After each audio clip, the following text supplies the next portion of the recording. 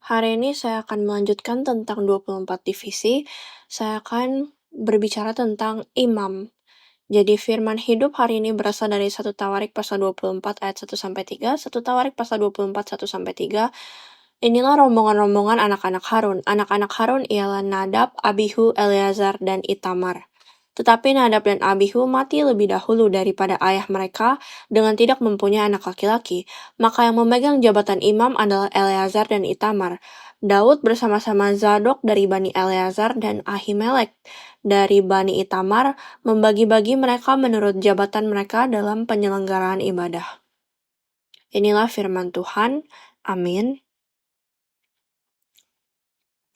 Jadi ada satu kelompok besar yang disebut orang-orang Lewi. Dan di antara orang-orang Lewi ini ada 4 tugas yang berbeda kan. Kita telah belajar tentang pekerja bait suci. Pekerja bait suci secara umum disebut sebagai orang Lewi. Jadi di antara kelompok besar orang Lewi ini ada kelompok kecil orang Lewi yang disebut pekerja bait suci kan. Ini minggu lalu dan minggu sebelumnya. Dan hari ini kita akan berbicara tentang kelompok yang disebut imam. Jadi untuk menjadi imam, apa prasyaratnya? Apa syarat untuk menjadi seorang imam? Pertama, mereka harus menjadi orang Lewi secara biologis. Seorang imam tidak bisa berasal dari suku lain kecuali suku Lewi. Jadi untuk menjadi seorang imam, syarat pertama adalah mereka harus menjadi orang Lewi.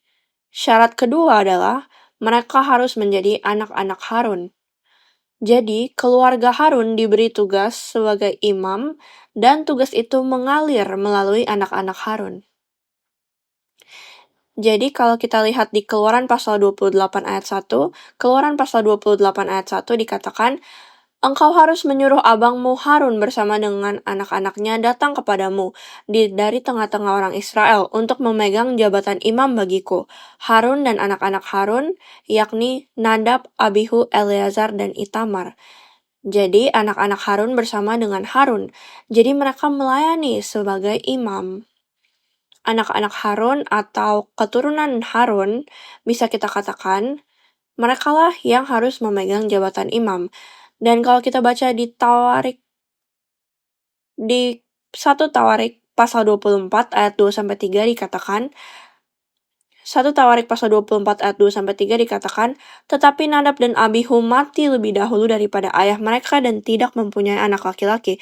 Jadi pada mulanya anak laki-laki ada 4 orang, anak laki-laki Harun, tetapi 2 diantaranya mati karena mereka memakai api yang tidak dikaruniakan Allah, tidak diizinkannya. Jadi karena itu mereka mati, jadi tinggal 2 orang anak laki-laki yang ditinggalkan bagi Harun, yaitu Eleazar dan Itamar. Jadi 2 keluarga ini, maksud saya garis keturunan ini, menjadi garis keturunan imam di Israel. Dan ayat 3 mengatakan, Daud bersama-sama Zadok dari Bani Eleazar. Maka garis keturunan Eleazar, Zadok keluar dari situ. Dan Ahimelek dari Bani Itamar. Jadi dari garis keturunan Itamar, Ahimelek keluar. Dan dari sana 24 kelompok, 24 divisi imam dibentuk. Dan mereka bertugas sesuai dengan tugasnya.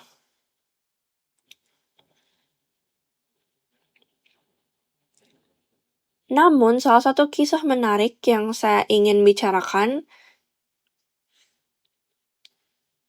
adalah tentang Sadok.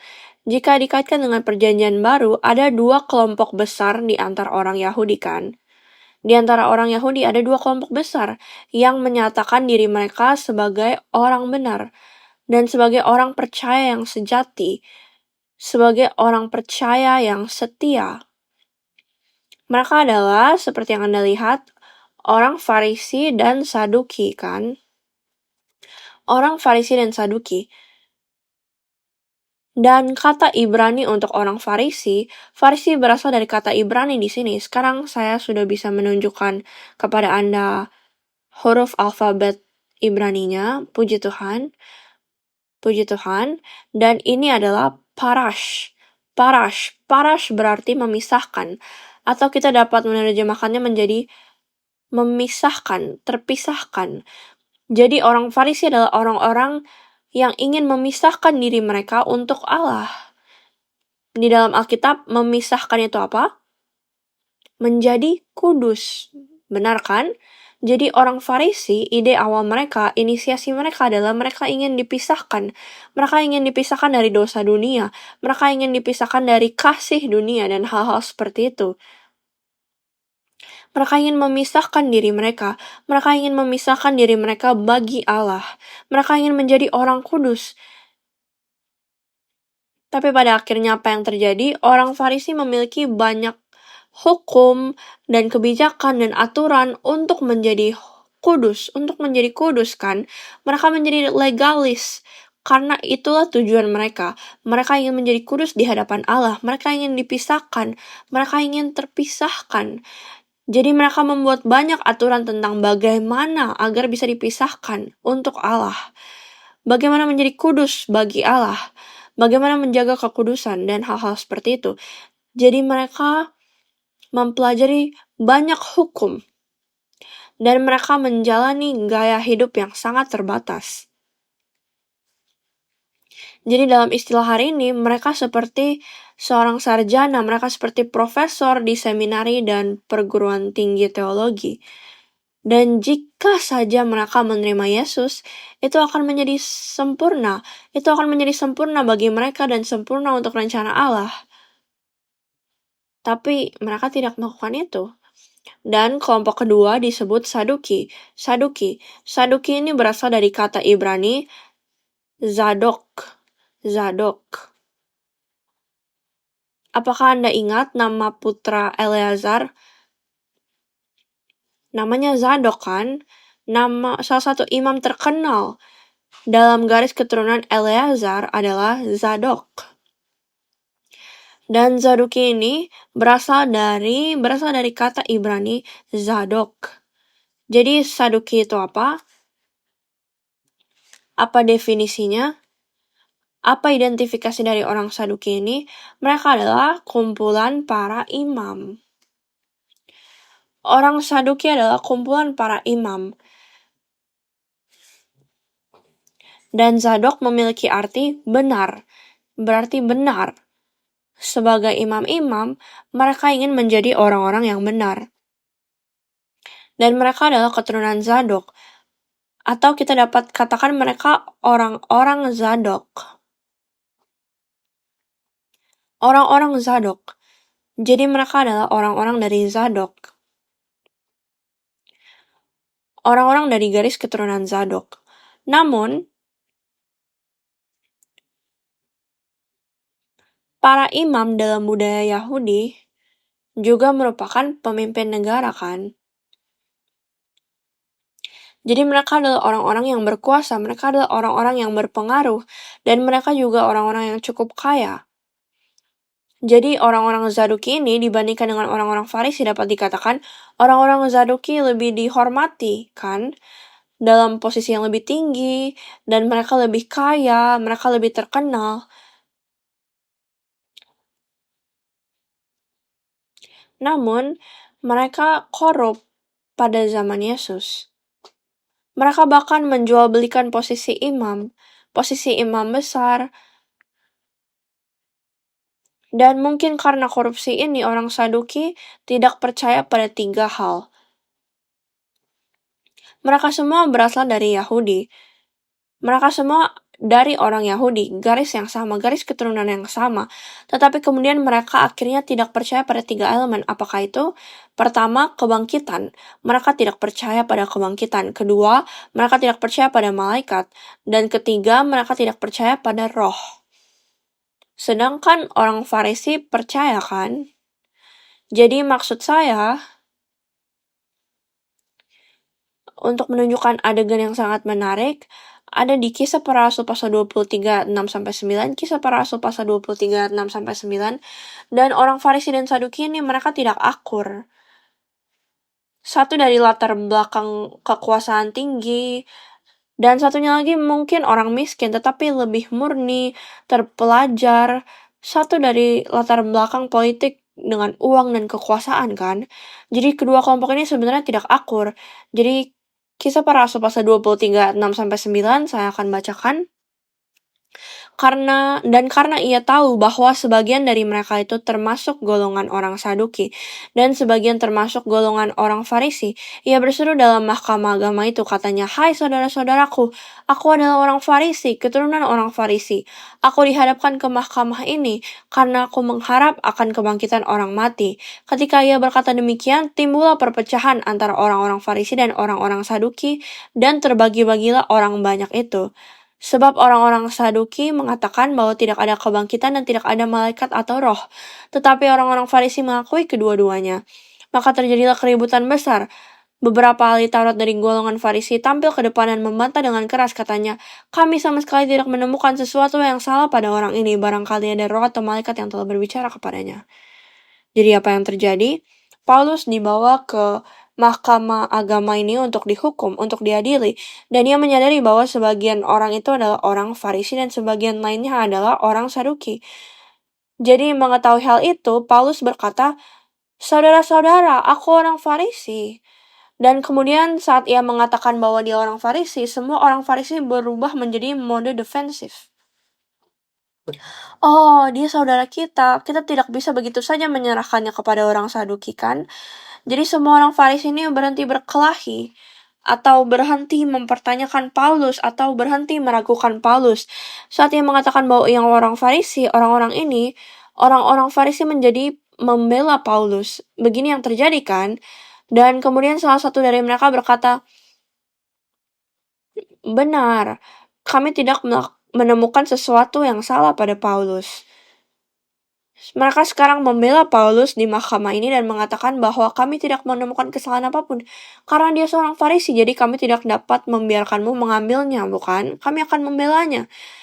Jadi kita tidak menemukan sesuatu yang salah dengannya, dan saya pikir ini semacam humor. Maksud saya, orang itu berkata, misalkan roh atau malaikat telah berbicara kepadanya. Ini adalah hal-hal yang tidak dipercaya orang Saduki, kan? Dan orang Farisi ini dengan sengaja menggunakan kata-kata semacam ini untuk mengusik orang Saduki dan melindungi Paulus. Dia berkata, misalkan roh atau malaikat yang tidak Anda percayai mungkin telah mengunjungi Paulus dan memberinya penglihatan. Jadi dia memiliki sesuatu yang dia harus katakan. Dia memiliki penglihatan untuk diberitakan. Maksud saya ini hanya untuk memahami hubungan antara orang Farisi dan Saduki, dan dari mana mereka berasal. Seperti yang saya katakan, kedua kelompok itu awalnya berasal untuk tujuan yang baik. Dengan tujuan yang baik untuk menjadi murni, menjadi suci, menjadi orang yang benar.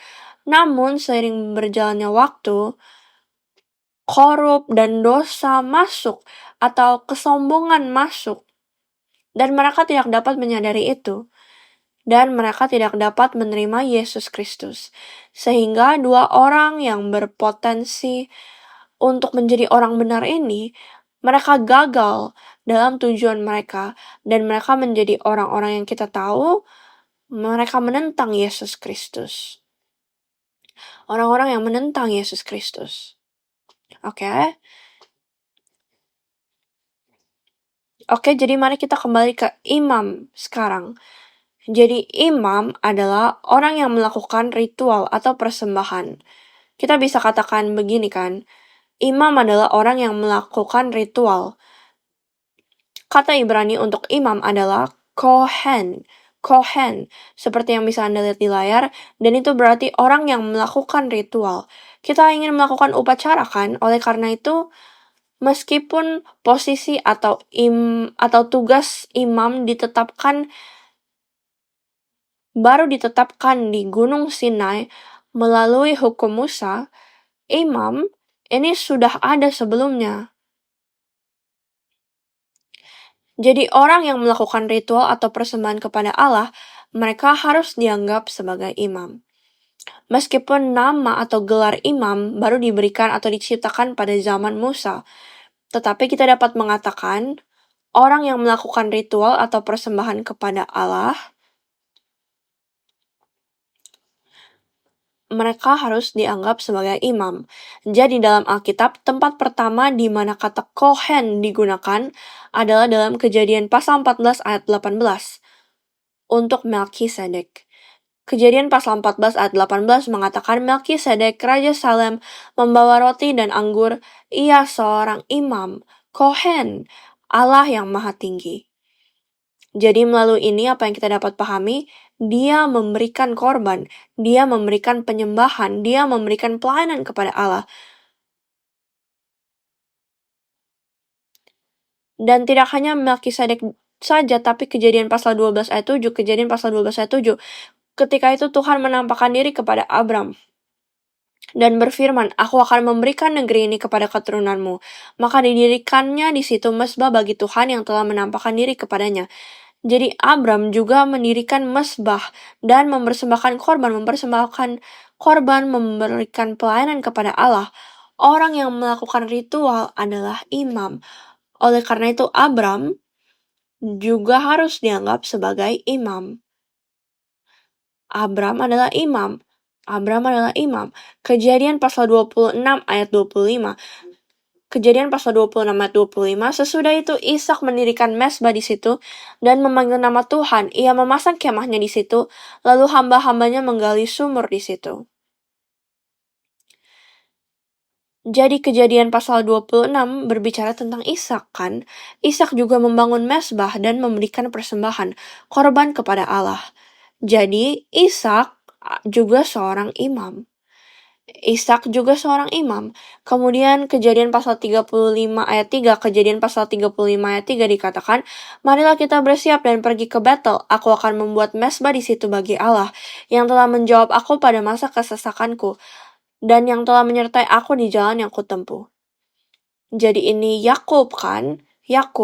Yakub telah mendirikan mezbah dan memberikan korban kepada Allah. Jadi Yakub juga seorang imam. Saudara-saudara yang terkasih, kita adalah keturunan rohani dari Abraham. Benar kan? Kita adalah keturunan Abraham. Semua orang yang percaya kita adalah keturunan Abraham. Ini bisa berarti banyak hal, tetapi salah satunya hari ini yang saya dapat katakan adalah menjadi keturunan Abraham berarti kita adalah imam Allah. Kita adalah imam Allah karena Abraham adalah seorang imam dan imam hanya diwariskan melalui garis keturunannya. Hanya keturunan Abraham yang dapat menjadi imam. Begitulah cara Allah menetapkannya kan. Orang-orang Lewi kan. Selama adalah orang Lewi, Anda dapat menjadi orang-orang Lewi, tetapi imam, Anda harus menjadi keturunan Harun. Seperti yang kita lihat, Abraham adalah imam. Dan keturunan Abraham semuanya adalah imam. Kita bisa lihat. Oleh karena itu, jika hari ini kita adalah keturunan Abraham, seperti yang dikatakan Alkitab, kita dipanggil sebagai imamat yang rajani. Kita dipanggil untuk menjadi imam Allah. Amin. Jadi saya berdoa dan memberkati Anda semua di dalam nama Tuhan, bahwa malam ini kita semua menerima tugas kita sebagai seorang imam dan melayani sebagai imam baginya. Amin. Dan jika Anda perhatikan, bagaimana mereka diangkat, bagaimana imam diangkat? Imam diangkat dengan pengurapan minyak. Pengurapan minyak. Dan apa nama upacaranya? Nama ritual yang mengurapi orang dengan minyak. Ini adalah pentabisan. Untuk menetapkan pengemban tugas, kita menyebutnya pentabisan. Untuk menyembuhkan orang sakit, kita menyebutnya pengurapan saja. Namun untuk menetapkan pengemban tugas atau pengemban jabatan, kita menyebutnya pentabisan. Jadi para imam ini, mereka diangkat dengan pentabisan. Di gereja kita, di gereja Presbyterian Korea, ada 3 posisi untuk menerima pentabisan ini. Seperti yang Anda ketahui, seorang pendeta, seorang penatua, dan ketiga, diaken yang ditabiskan. Saya pikir saya sudah menjelaskan ini dalam pentabisan diaken, bahwa kita memiliki dua diaken yang berbeda di gereja Presbyterian. Diaken yang akan ditabiskan, dan ada juga diaken tahunan atau diaken biasa. Diaken biasa berarti setiap tahun harus diberikan, harus ditugaskan sebagai diaken, sedangkan diaken yang ditabiskan adalah diaken untuk selamanya. Pentabisan berarti kekal, itu berarti sampai akhir. Jadi penatua, begitu dia menerima jabatan penatua, karena dia menerima pentabisan, maka penatua tetap untuk selamanya. Sama seperti pendeta. Apakah saya bekerja untuk gereja atau tidak, pendeta, nama itu, gelar itu, bersama saya sampai selamanya, karena itu diberikan melalui pentabisan. Pentabisan berarti janji kekal Allah. Janji dan pengangkatan Allah yang kekal.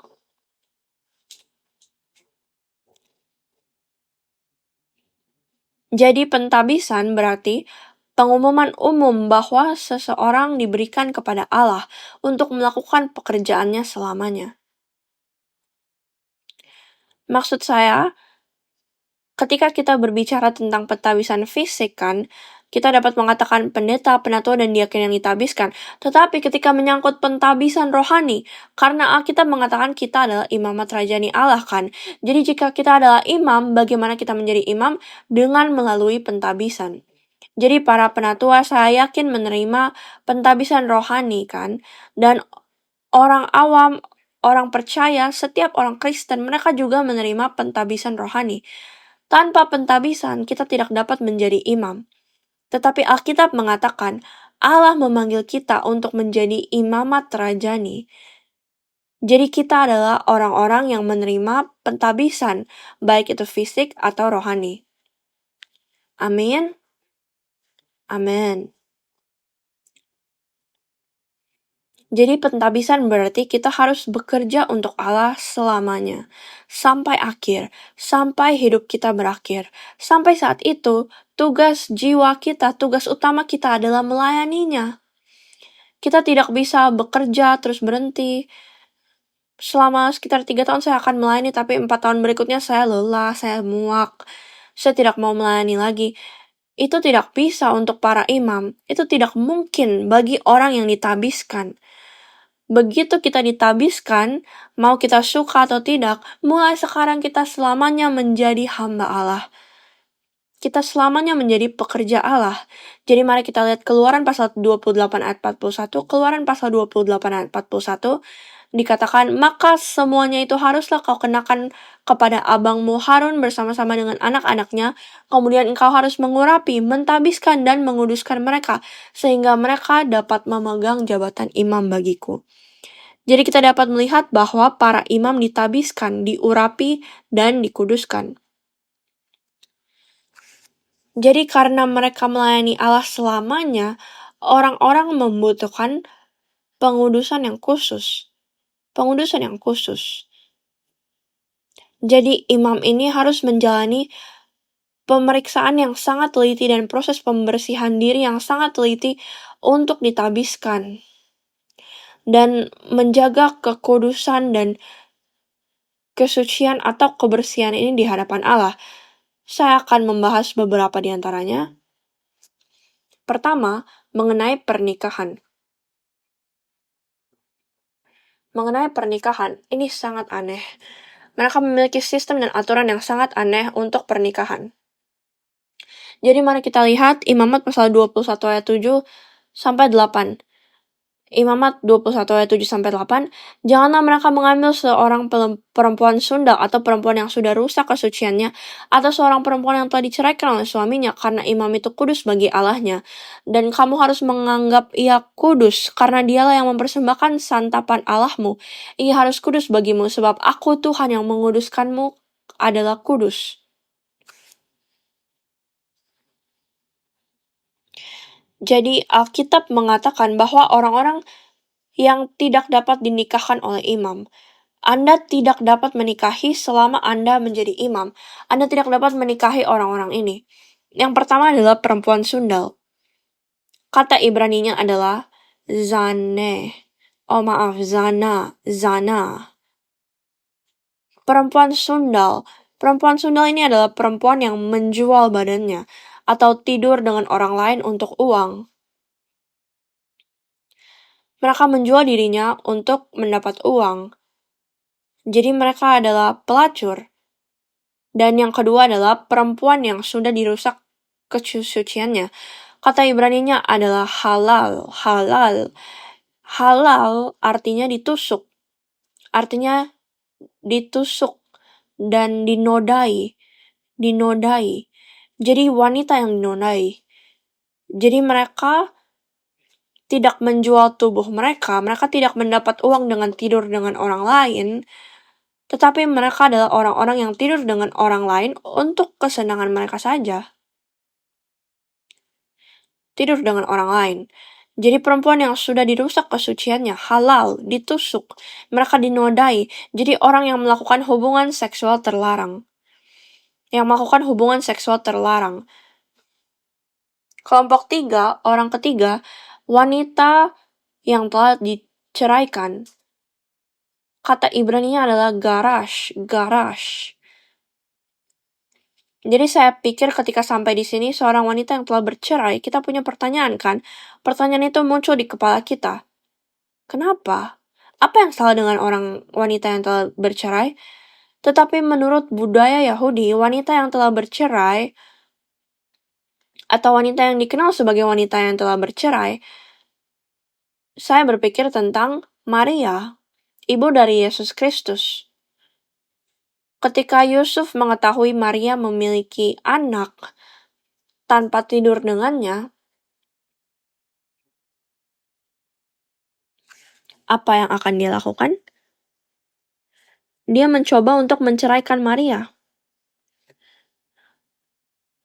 Iya kan? Jadi sertifikat perceraian atau pengumuman perceraian atau pengakuan perceraian itu apa? Wanita ini tidur dengan orang lain tanpa sepengetahuan saya. Apakah Anda memahami maksud saya? Bukan perceraian seperti pada hari ini berbeda. Pada saat itu, perceraian hanya dapat dilakukan ketika wanita itu ditemukan melakukan pelacuran atau perzinahan dengan orang lain. Jadi perempuan yang bercerai di sini bukan hanya dua orang yang tidak bisa hidup bersama, tidak cocok satu sama lain dan hal-hal seperti itu. Tetapi perempuan yang bercerai di sini maksudnya adalah orang yang berzinah. Orang yang berzinah. Dan seorang janda. Janda di sini kata Ibraninya adalah almana. Jadi ini adalah 4 orang yang tidak dapat dinikahi oleh imam. Tidak bisa dinikahi oleh imam.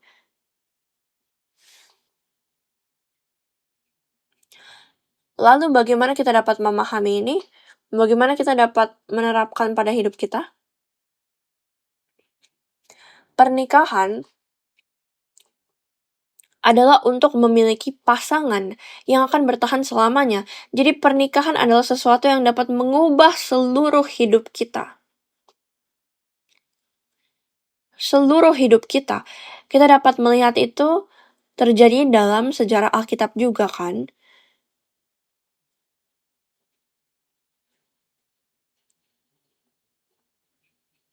Isabel, benar? Ketika Isabel diambil sebagai istri, seluruh hidup Raja Ahab, dan bukan hanya Ahab saja, tetapi seluruh sejarah bangsa itu berubah. Jadi untuk memiliki wanita atau menikah adalah sesuatu yang dapat mengubah seluruh hidup kita. Oleh karena itu, aturan ketat ini mengenai pernikahan diberikan untuk menjaga tubuh mereka dan menjaga garis keturunan mereka tetap sebersih dan semurni mungkin. Seperti yang saya katakan sebelumnya, tugas imam diwariskan melalui garis keturunan ini. Jika Harun adalah imam, maka anak Harun akan menjadi imam. Jadi begitu melakukan pernikahan, jika pernikahan ini dilakukan dengan salah, maka keturunan lainnya akan terpengaruh semua kan? Lihat saja jika ada air bersih, jika seseorang meneteskan 1 tetes air kotor, 1 tetes saja, maka semua airnya akan jadi kotor kan? Menjadi najis, menjadi kotor. Dengan cara yang sama, Allah berkata, untuk melayaniku sebagai seorang imam, kamu harus menjaga garis keturunanmu. Kamu harus menjaga dirimu bersih dan murni, sebersih mungkin dan semurni mungkin. Jadi ini bukan hanya untuk Harun kan? Karena kita juga adalah orang-orang yang menerima pentabisan fisik dan spiritual ini. Kita adalah orang-orang yang dipanggil untuk menjadi imam Allah. Karena itu Allah meminta kita untuk menjauhi hal-hal yang dapat merusak kita atau memecah belah kita sepenuhnya. Dalam hidup Anda, lihatlah hidup Anda, lihatlah sekeliling. Hal-hal apa yang dapat mengubah Anda sepenuhnya, hal-hal apa yang dapat menodai atau merusak Anda sepenuhnya. Dan Allah berkata, menjauhlah dari hal-hal itu kan, berjaga-jaga akan hal-hal ini dan berhati-hatilah, jangan biarkan mereka masuk ke dalam hidup Anda. Allah berkata kepada Adam kan, jangan makan dari pohon pengetahuan baik dan jahat. Mengapa? Karena itu dapat mengubah sepenuhnya. Satu hal itu dapat mengubah siapa Adam itu sepenuhnya. Itu sebabnya Allah berkata, jangan makan, berhati-hatilah dan jangan makan. Dan ketika ia memakannya, apa yang terjadi? Dia berubah. Dia menjadi rusak. Dia menjadi najis kan? Maka Allah bertanya, kalau kamu mau tetap menjadi orang-orang yang ditabiskan sebagai imamku, maka berhati-hatilah terhadap hal-hal yang dapat mengubahmu sepenuhnya, yang bisa merusakmu sepenuhnya, yang bisa menajiskanmu sepenuhnya. Saya tidak berbicara tentang pernikahan, saya tidak berbicara tentang wanita. Saya berbicara tentang sesuatu lain, kan? Allah berkata, jika ini dapat mengubah Anda, menodai Anda, maka berjaga-jagalah, jangan mendekat, kan? Jangan berikan telinga Anda, jangan berikan hati Anda. Jangan, berhati-hatilah. Dan itu adalah hal pertama dan pengudusan yang harus dilalui oleh imam. Jadi saudara-saudaraku yang terkasih dalam kehidupan kita juga harus berjaga-jaga terhadap hal-hal di sekitar kita yang dapat mengubah kita, yang dapat merusak kita sepenuhnya. Dan jika kita tahu bahwa, oh ini adalah hal itu, maka kita harus berjaga-jaga dan kita tidak boleh memberikan telinga atau hati kita. Kita seharusnya tidak menyerahkan diri kita kepada hal-hal ini. Baik, jadi itu adalah hal yang pertama. Dan yang kedua adalah ritual pentahiran.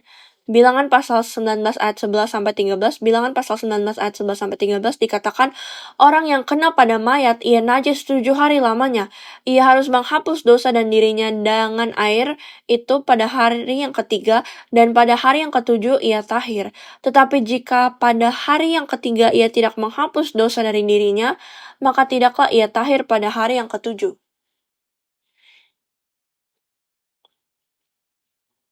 Jadi dikatakan bahwa imam yang menyentuh hal yang najis akan menjadi najis. Imam yang menyentuh hal yang najis akan menjadi najis. Dan contoh dari kenajisan ini adalah orang mati, mayat kan. Dan imam yang najis tidak dapat melayani di bait suci. Imam yang najis, atau saya dapat katakan orang-orang yang ditabiskan yang najis tidak dapat melayani Allah. Oleh karena itu, Allah berkata berhati-hatilah terhadap hal-hal ini, seperti yang dapat kita lihat di kitab suci. Karena itu, imam tidak diizinkan untuk menghadiri pemakaman orang. Tidak diizinkan untuk menyentuh, bahkan tidak diizinkan untuk ada di ruangan yang sama. Jadi mereka tidak diizinkan untuk menghadiri pemakaman orang. Ada beberapa pengecualian. Semua detailnya dapat ditemukan di buku ke-6 Sejarah Penebusan dan dari Alkitab.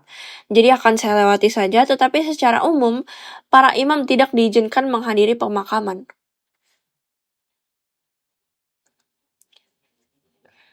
Tetapi di gereja saat ini, di gereja Lord's Covenant Church, di gereja Pyeongkang Cheil, pendeta memimpin upacara pemakaman kan, dan penatua yang hadir memimpin dan membantu kebaktian, diaken yang membawa peti jenazah.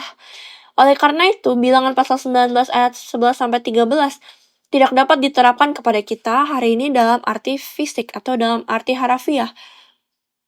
Maka tidak akan ada orang Kristen, tidak akan ada orang percaya, tidak ada anggota gereja yang dapat pergi ke pemakaman anggota gereja manapun.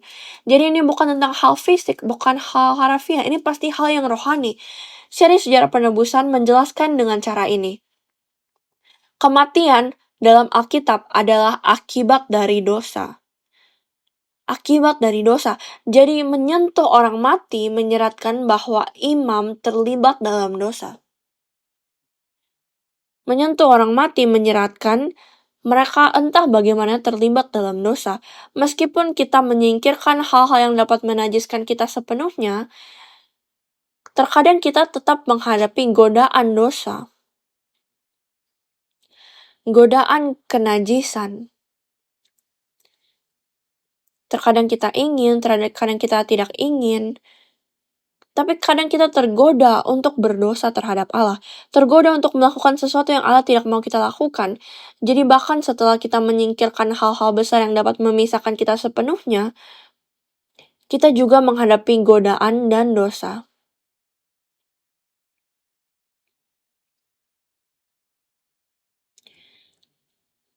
Dalam kasus ini, Allah menyediakan cara pentahiran bagi imam, yaitu dengan cara mengorbankan seekor lembu betina merah yang tidak bercela.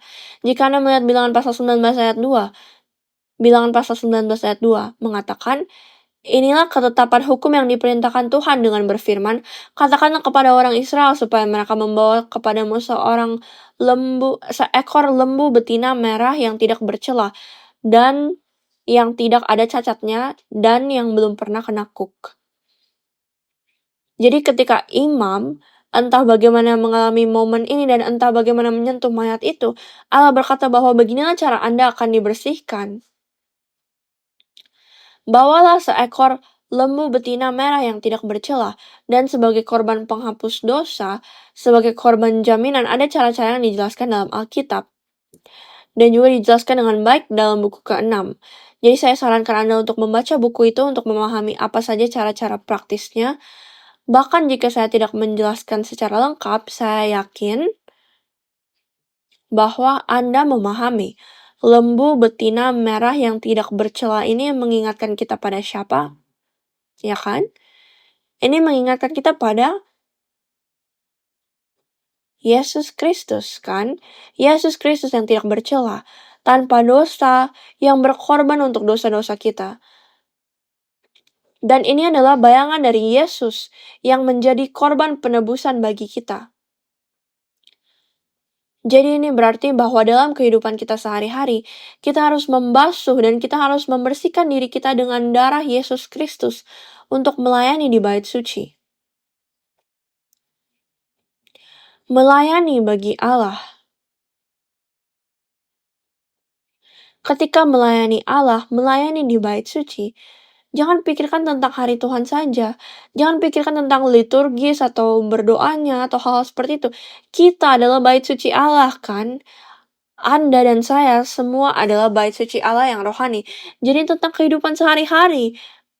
Selama kehidupan kita sehari-hari, bagaimana kita bertindak sebagai imam, bagaimana kita akan bertindak sebagai orang yang ditabiskan. Allah berkata bahwa karena kita akan terus-menerus menghadapi godaan dan dosa, Allah berkata bahwa melalui lembu betina merah yang tidak bercela ini, Anda dapat dibersihkan dan Anda harus dibersihkan. Jika tidak, maka kamu tidak bisa datang untuk melayaniku. Dan seperti yang telah saya katakan, lembu betina merah yang tak bercela itu menggambarkan Yesus Kristus yang menyelamatkan kita. Jadi bukan hanya pada hari Minggu, tetapi setiap hari, setiap saat, jika kita berdosa, atau jika kita telah membuat kesalahan, atau jika kita menghadapi beberapa godaan, kita harus bergantung pada Yesus Kristus. Kita harus bersandar pada Yesus Kristus.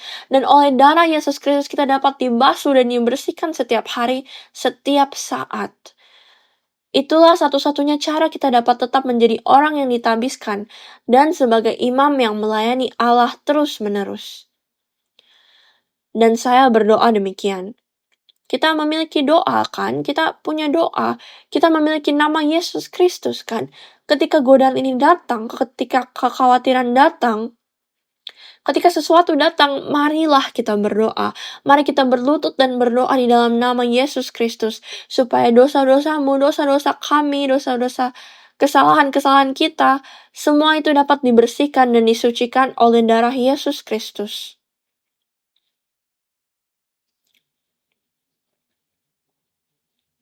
Sehingga Anda dan saya dapat tetap menjadi imam Allah setiap hari dan selamanya. Amin. Amin. Dan yang ketiga ini yang terakhir yang ingin saya bicarakan yaitu makanan. Jika Anda melihat Nehemia pasal 7 ayat 65, Nehemia pasal 7 ayat 65 dikatakan, dan tentang mereka diputuskan oleh kepala daerah bahwa mereka tidak boleh makan dari persembahan Maha Kudus, sampai ada seorang imam bertindak dengan memegang Urim dan Tumim. Jadi makanlah dari persembahan Maha Kudus. Makanan yang dimakan oleh imam atau yang boleh dimakan oleh imam disebut, Anda dapat lihat di layar kan, namanya Kadsheh,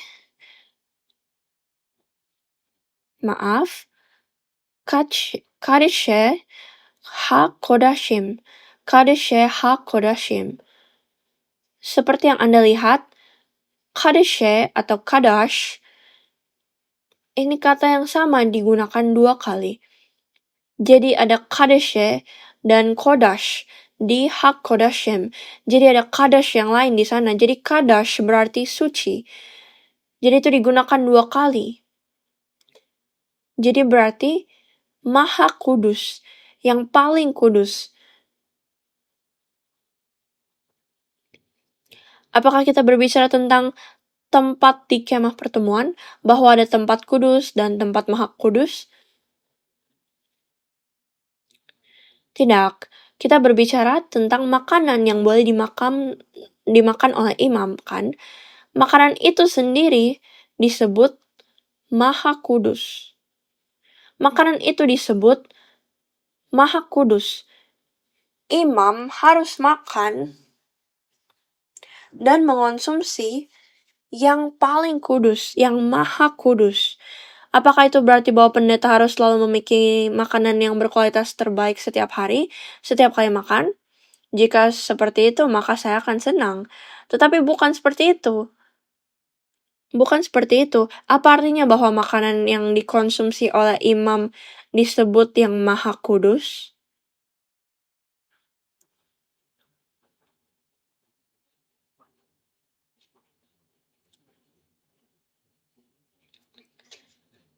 Allah juga menjelaskan, biarkan saya kembali ke pertanyaan itu nanti, tetapi Allah juga menjelaskan kasus-kasus ketika makanan Maha Kudus tidak dapat dikonsumsi. Jadi apa yang diajarkan kepada kita, itu mengajarkan kepada kita bahwa apakah kita makan atau minum, kita harus melakukannya untuk kemuliaan Allah. Kita harus melakukannya untuk kemuliaan Allah. Dan ini adalah kehidupan yang harus dijalani oleh orang-orang yang ditabiskan. Poin utama yang saya bicarakan adalah orang-orang yang ditabiskan, imam, hamba Allah, bukanlah hal yang hanya terjadi pada hari Minggu kan? Bukan hanya terjadi sekali dalam 7 hari, bukan hanya ketika Anda berada di bait suci di gereja kan? Ini terjadi setiap hari. Pada hari Senin, Anda bangun dari tempat tidur Anda adalah imamat rajani Allah. Anda harus hidup, kita harus hidup gaya hidup orang-orang yang ditabiskan. Ini berarti dipisahkan dari hal-hal yang dapat merusak kita sepenuhnya. Dan ini berarti memisahkan kita, membersihkan diri kita dengan darah Yesus Kristus setiap saat. Dan itulah yang dimaksud dengan memiliki tempat Maha Kudus ini di zaman kita. Berarti apapun yang kita lakukan, kita harus melakukannya untuk kemuliaan Allah. Jika Anda pergi bekerja, kita lakukan untuk kemuliaan Allah. Ketika Anda makan, ketika kita bertemu teman-teman, ketika kita berolahraga, ketika Anda membersihkan rumah Anda, ketika Anda mengeringkan, semua harus untuk kemuliaan Allah. Ketika kita melakukannya seperti itu, maka Allah akan mengenali kita. Anda sedang mengonsumsi makanan Maha Kudus, seperti yang saya jelaskan, seperti yang saya perintahkan kepada Anda. Tetapi misalnya jika kita makan dan kita tidur dan kita melakukan sesuatu tetapi untuk kepentingan kita sendiri, bukan untuk kemuliaan Allah, maka itulah kita saat kita menjadi najis. Kita membahayakan jalan Allah dan rencana Allah. Kita tidak memakan yang Maha Kudus.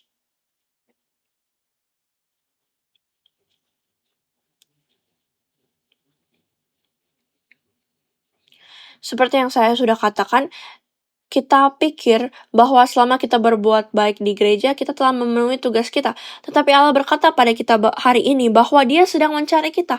Yang Dia cari bukanlah hanya orang yang baik di gereja atau hanya saat hari Minggu saja, tetapi orang yang kudus, orang yang saleh dalam seluruh hidupnya, dalam kehidupan sehari-harinya. Jadi saudara-saudaraku yang terkasih, marilah kita menjadi orang-orang kudus ini. Marilah kita menjadi imam-imam yang kudus, imam-imam yang saleh di hadapan Allah, sehingga kita dapat melayaninya dan kita benar-benar dapat menjadi imamat yang rajani. Akhirnya, sebagai penutup kesimpulan hari ini, untuk makanannya, 1 Korintus pasal 10 ayat 31. Kesimpulan untuk hari ini adalah bagaimana kita dapat disucikan, tentu saja oleh darah Yesus Kristus kan. Tapi mari kita lihat ayat ini, Imamat pasal 22 ayat 6. Imamat pasal 22 ayat 6 dikatakan, orang yang kena kepada demikian itu menjadi najis sampai matahari terbenam. Dan janganlah ia makan dari persembahan-persembahan kudus sebelum ia membasuh tubuhnya dengan air. Mereka yang menyentuh sesuatu yang najis akan menjadi najis, kecuali mereka mandi dengan air.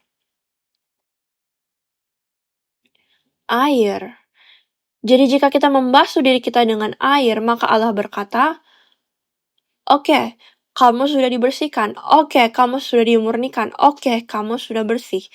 Jadi, air apakah ini? Apakah air ini? Efesus pasal 5 ayat 26. Efesus pasal 5 ayat 26. Bisakah kita membacanya bersama? Bisakah kita baca? Saya akan coba besarkan. Oh, tidak. Jika dibesarkan, tidak kelihatan semuanya. Jadi, Efesus pasal 5 ayat 26. Jika Anda punya Alkitab, tolong dibuka. Dan mari kita baca bersama-sama. Efesus pasal 5 ayat 26. Mulai. Untuk menguduskannya sesudah ia menyucikan dengan memandikannya dengan air dan firman.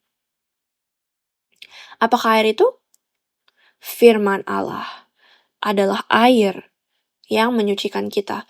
Jadi bagaimana kita dapat disucikan? Bagaimana kita dapat disucikan? Bagaimana kita dapat menjadi saleh lagi? Bagaimana kita bisa siap melayani Allah? Allah berkata, melalui firman Allah yang murni. Saudara-saudara yang terkasih, kita diberkati karena kita telah diberikan firman Allah yang murni ini, yaitu Alkitab, yaitu Yesus Kristus, dan dengan bantuan dari seri sejarah penebusan, kita dapat lebih memahami Alkitab, kita dapat lebih memahami firman Allah kan? Dan dengan memahami firman Allah, saya yakin bahwa Anda dan saya sebagai seorang imam, kita sedang dibersihkan dan kita sedang siap untuk melayaninya, kita siap untuk pergi kepadanya dan bertemu dengannya dan melayani di hadapannya. Jadi jika Anda sedang mengalami masa kesulitan atau jika Anda merasa bahwa Anda entah bagaimana menjadi kotor, najis, atau Anda dikelilingi oleh semua kesulitan ini, tolong ingat. Dan jika Anda merasa bahwa Anda tidak layak untuk melayaninya, tolong ingat bahwa kita dapat dibersihkan, kita dapat dibasuh oleh firman Allah. Mazmur 119 ayat 9. Mazmur 119 ayat 9 mengatakan hal yang sama. Mazmur 119 ayat 9, dengan apakah seorang muda yang mempertahankan kelakuannya bersih? Dengan menjaganya sesuai dengan firman-Mu. Saudara-saudaraku yang terkasih, marilah kita memelihara firman. Marilah kita mengikuti firman-Nya. Marilah kita miliki di dalam hati kita. Marilah kita memiliki dalam kehidupan kita sehari-hari. Semoga hidupmu dan hidup saya menjadi kudus, dibersihkan, dan dimurnikan. Semoga Anda dan saya benar-benar diakui oleh Allah Bapa kita sebagai imam yang murni, imam yang sejati, yang dapat melayaninya dan memenuhi rencananya, menggenapi rencana dan kehendaknya di bumi. Amin. Amin.